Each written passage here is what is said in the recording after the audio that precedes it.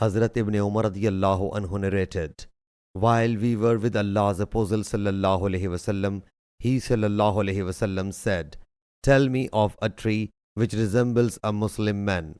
Its leaves do not fall, and it does not, and does not, and does not, and it gives its fruits every now and then. It came to my mind that such a tree must be the date palm. But seeing Abu Bakr radiyallahu anhu and Umar radiyallahu anhu saying nothing, I disliked to speak.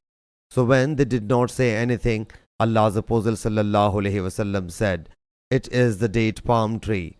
When we got up from that place, I said to Umar radiyallahu anhu, O my father, by Allah Jalla Jalaluhu, it came to my mind that it must be the date palm tree. Umar radiyallahu anhu said, what prevented you from speaking?